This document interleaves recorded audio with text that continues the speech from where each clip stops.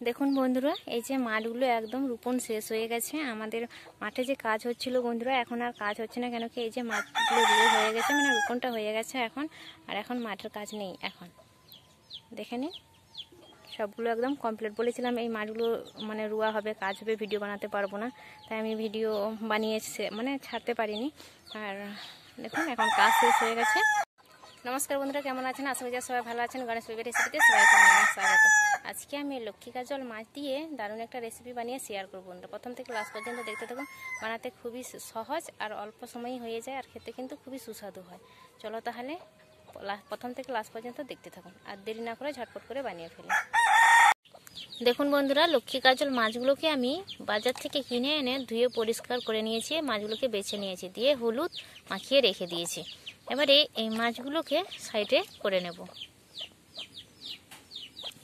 আর এদিকে আমি সবগুলো যেগুলো আমার রান্নাতে লাগবে সেগুলো আমি সবগুলো কেটে নিয়েছি। কেন তোমরা জানো বন্ধুরা যে আমি একটা হাতে ক্যামেরা ধরি, তাই আমি এগুলো কাটা দেখাতে পারিনি। এখানে একটা টমেটো কেটে নিয়েছি, এখানে একটা বেগুন চপা ছিলে কেটে নিয়েছি একদম ছোট ছোট পাতলা করে, আর এখানে একটা আলুটাকেও ঠিক এইভাবে কেটে নিয়েছি যাতে তাড়াতাড়ি সিদ্ধটা হয়ে যায়। আর এখানে আমি পেঁয়াজের সাঁইগুলো নিয়ে নিয়েছি, এখানে এগুলোকেও ছোট ছোট করে পিস করে কেটে নিয়েছি, আর সাথে একটা পেঁয়াজ। আর এখানে আমি ছোট্ট করে টুকরো একটা আদা আর সাদা সর্ষে আমি বেটে নিয়েছি। এবারে কড়ার মধ্যে আমি সব কিছু একই সাথে দিয়ে দেব। এবারে দিয়ে দিচ্ছি হলুদের গুঁড়ো। ঝালটা যতটা খেতে পছন্দ করবেন সেইভাবে ঝালটা দিবেন। আমি হাফ চামচ লঙ্কার গুঁড়ো দিয়ে দিলাম, স্বাদ মতন নুন দিয়ে দিলাম। এবারে দিয়ে দিচ্ছি সর্ষের তেল। সর্ষের তেলটা একটু বেশি করে দিতে হবে, আর খাঁটি সর্ষের তেল, তাতে খেতে কিন্তু খুবই ভালো হয়, সেন্টটাও খুব সুন্দর একটা বেরায়। এবারে বেটে রাখা সর্ষেটা দিয়ে দিলাম আমি। এবারে সব কিছু হাতে আমি মাখিয়ে নেব। আমি হাত দিয়ে মাখিয়ে নিচ্ছি বন্ধুরা, আপনারা চাইলে একটা চামচ দিয়েও মাখিয়ে নিতে পারেন, যার যেটা সুবিধা সেটা দিয়েই করতে পারেন।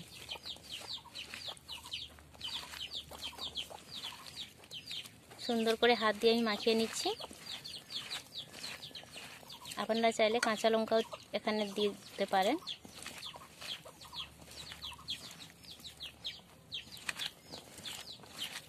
ভালো করে মাখিয়ে নেব।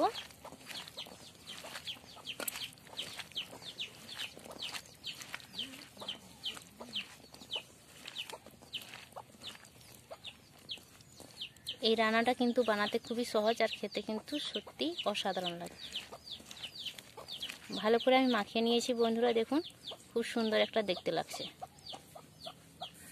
সর্ষে বাটিটা ধুয়ে জলটা আমি অল্প করে দিয়ে দিলাম, খুব বেশি দেব না, সামান্য। এবারে মাছগুলোকে দিয়ে দিচ্ছি।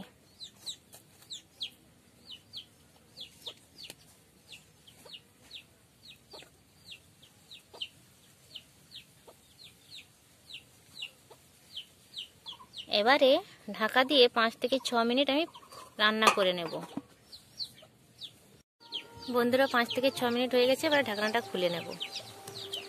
দেখুন খুব সুন্দরভাবে হয়েছে। এবারে দেখে নেব আলু বেগুন সিদ্ধ হয়েছে কিনা। এখন আলুটাও সিদ্ধ হয়ে গেছে, আর এই যে বেগুনগুলোও সিদ্ধ হয়ে গেছে সুন্দরভাবে।